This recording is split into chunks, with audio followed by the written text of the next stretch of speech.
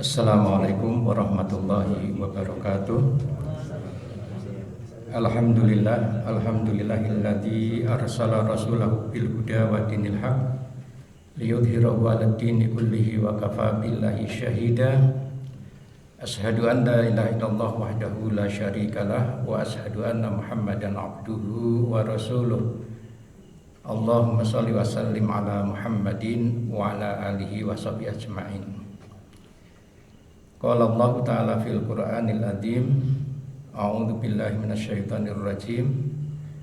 Ya ayyuhalladzina amanu kutiba 'alaikumus syiyam kama kutiba 'alal ladzina min qablikum la'allakum tattaqun. Pertama-tama marilah panjatkan puji syukur kita kehadirat Allah Subhanahu wa taala atas segala nikmat yang terlimpah kepada kita sekalian, baik nikmat yang bersifat lahiriah maupun batiniah, terutama nikmat iman yang masih ada di dalam hati kita. Sholawat dan salam kita sampaikan kepada junjungan kita Nabi Muhammad Sallallahu Alaihi Wasallam, kepada keluarganya, kepada sahabatnya dan pengikutnya yang setia hingga akhir zaman. Bapak Ibu jemaah Masjid Nurul Jamil yang dimuliakan oleh Allah Subhanahu wa taala, kita juga sangat bersyukur kepada Allah apa yang telah kita lantunkan sebelum Ramadan. Kita senantiasa berharap agar supaya bisa berjumpa dengan bulan Ramadan. Nah, malam ini dan hari sebelumnya kita telah masuk pada bulan mulia ini, bulan suci ini. Terus langkah kita bagaimana? Tentu tidak ada lain rasa gembira yang telah mengawali kita sebagai wujud daripada orang yang beriman. Ketika detik-detik Ramadan akan hadir, itu sudah semacam ada sinyal bagi orang yang beriman. Setidaknya ada rasa gembira. Bahkan mungkin saudara-saudara kita yang lain. Dan ini memang dipengaruhi oleh tensi iman kita ya. Ya, ada yang biasa-biasa saja, ada yang merasa antusias untuk melakukan berbagai amalan ibadah. Bahkan kita lihat saudara-saudara kita, yang mungkin sebelumnya jarang ke masjid, itu luar biasa di awal-awal Ramadan ini. Walaupun setelah 10 dan seterusnya seakan terjadi sebuah seleksi alam gitu ya. Mudah-mudahan kita ini adalah benar-benar hati yang terpanggil ya, istiqomah ya, dalam mengisi bulan Ramadan ini. Hadirin yang dimuliakan oleh Allah Subhanahu wa taala, ibadah yang menonjol ya, ibadah yang mungkin kelihatan sekali di bulan Ramadan itu adalah puasa. Tentu sebenarnya kan tidak puasa saja. Ramadan dan puasa memang tidak bisa kita pisah-pisahkan.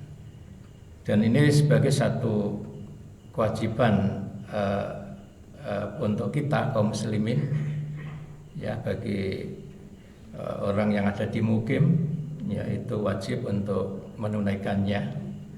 Bagi yang di perjalanan atau sakit, ada satu keringanan, tapi harus mengqadha nanti setelah Ramadan ini. Dan mungkin bagi mereka yang sama sekali tidak kuat ketika masuk di bulan Ramadan, itu ada satu dispensasi, yaitu untuk fidyah ya.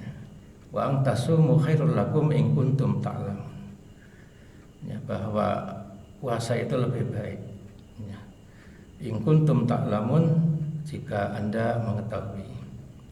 Sekiranya kita pada bulan ini mampu puasa, kalau dibandingkan dengan mereka yang tidak mampu karena faktor-faktor tertentu dan ada fidyah dan lain sebagainya, itu bandingannya jauh lebih baik orang yang berpuasa.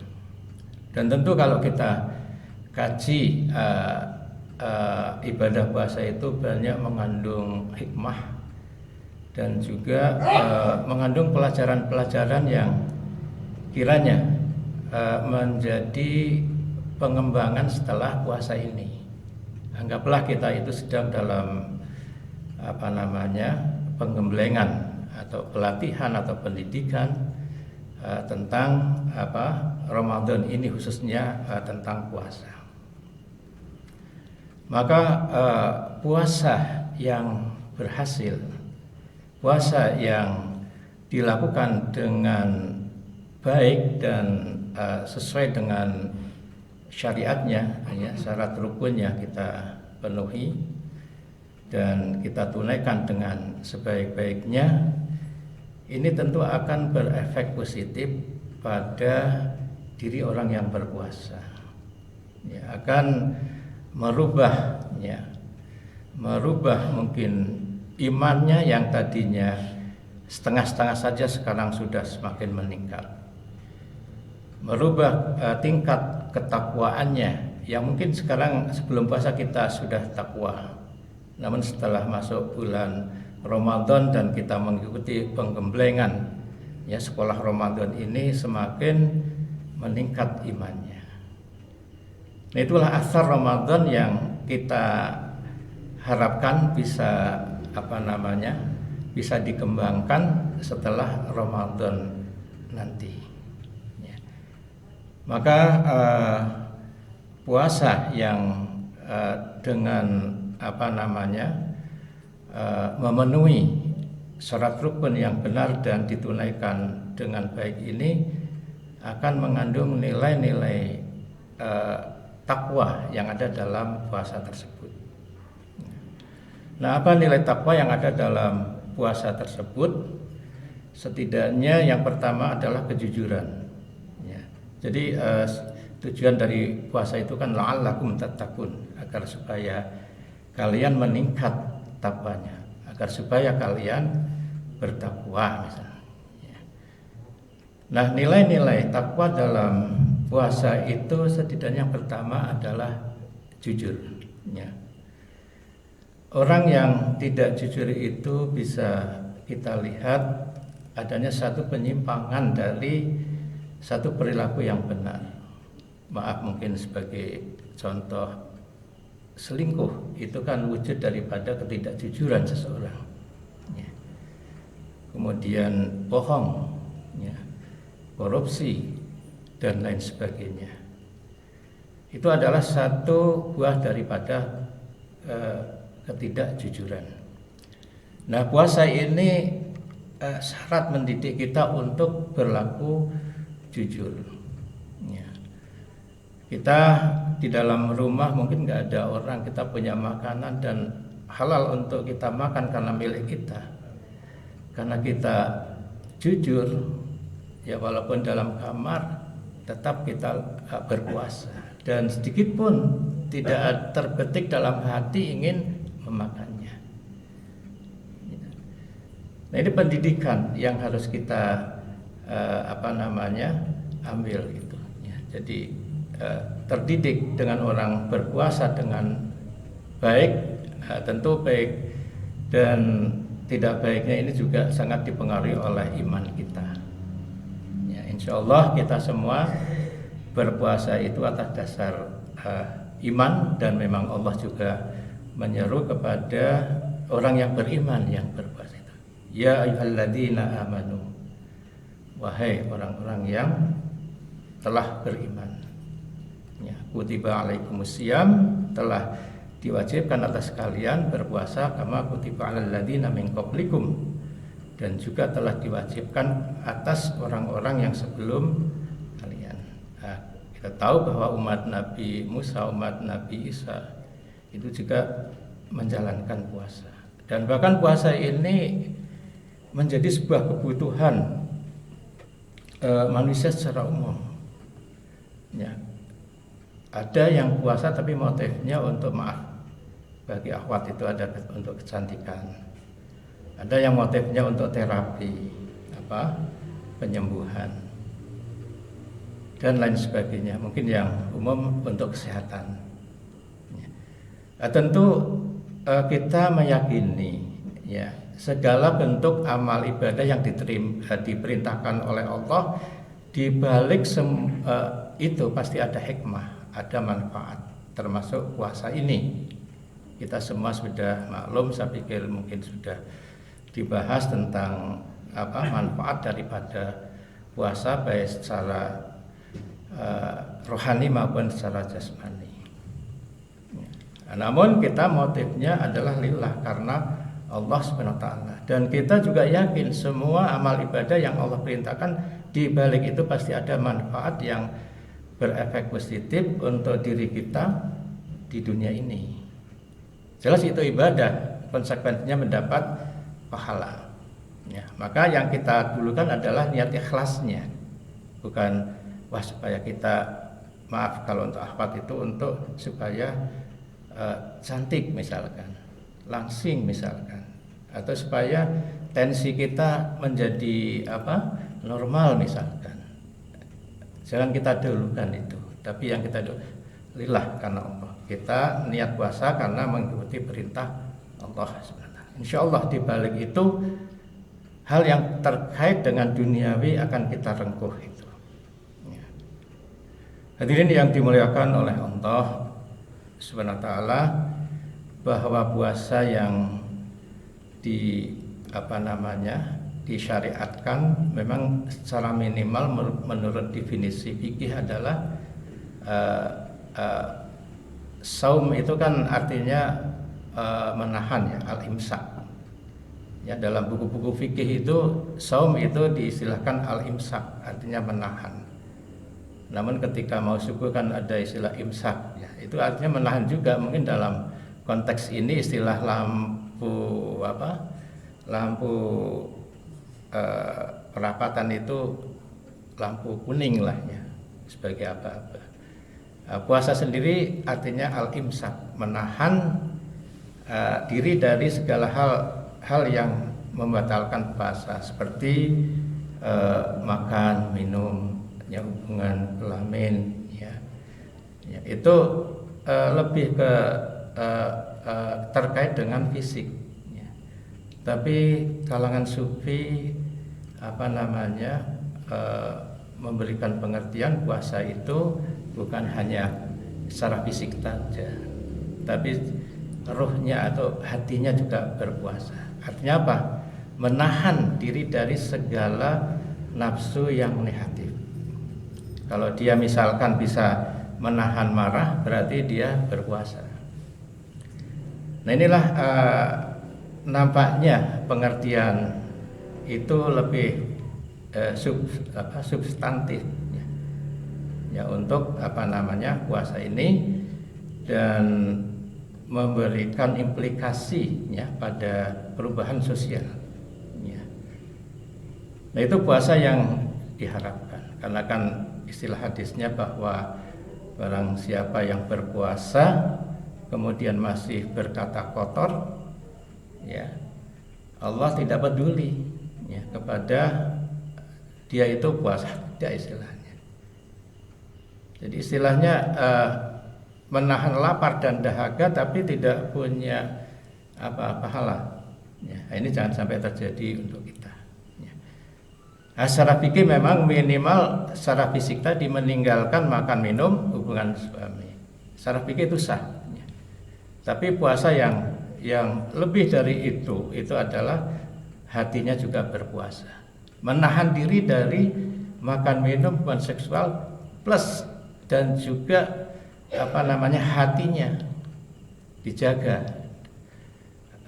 Artinya kalau ada nafsu ya, gejolak keinginan yang negatif itu harus ditahan, karena nafsu itu kan sebuah potensi yang nggak bisa kita hilangkan, tapi harus kita kelola, harus kita manage agar supaya tidak liar. Kita arahkan untuk taat kepada aturan agama. Kalau kita mampu memanage itu nafsu-nafsu kita, insya Allah ini satu keluar biasaan kita ya, mengendalikan dengan syariat dan akal sehat. Dan ini yang mungkin manusia melebihi malaikat itu. ya, karena ada nafsu, dan nafsu ini menjadi sebuah ujian untuk kita. Nah, kembali kepada kita, mampukah kita menundukkan nafsu-nafsu yang ada dalam diri kita itu untuk tunduk kepada syariat atau tidak. Nah, inilah perlunya ada kecerdasan spiritual maupun emosional. Menahan itu kan sabar. Nah, ini sebuah hal yang perlu dilatih juga, ya, latihan sabar dari hal-hal yang kecil. Ini yang dimuliakan oleh Allah Subhanahu wa taala. Nah, nilai-nilai takwa dalam puasa inilah merupakan sebuah hal yang perlu kita pahami, sehingga itu menjadi satu kebaikan yang ada pada diri kita. Jadi puasa ini hendaknya mampu merubah, ya, mengantarkan kita kepada satu kepribadian yang baik. Tadi sebelumnya baik menjadi lebih baik. Ya. Itulah puasa transportatifnya. Hadirin yang dimuliakan oleh Allah Subhanahu wa taala, jadi sebagai kesimpulan, nilai takwa dalam puasa yang pertama adalah jujur, yang kedua adalah pengendalian diri. Ya, latihan, kita sedang latihan itu untuk mampu mengendalikan diri. Dan yang ketiga adalah empati dan solidaritas sosial. Ini merupakan wujud juga dari binaan karena kita berpuasa ini, ada unsur itu. Dan puasa mendidik kita untuk optimisme, ya. Jadi istilahnya susah dulu, ya, lapar-lapar, ya, dahaga, itu sebuah perjuangan. Nanti selanjutnya kita punya optimisme yang dengannya menjadi satu kebaikan-kebaikan yang untuk kita, ya, dan kita kembangkan dalam kehidupan bermasyarakat, sehingga kepribadian yang terbangun dari latihan puasa ini bisa mengandung aspek sosial, ya. Dan puasa tentu diakhiri dengan zakat fitrah, itu juga ada aspek sosial yang luar biasa, ya, untuk berbagi, ya, kepada mereka yang lebih yaitu ya. Karena ada dalam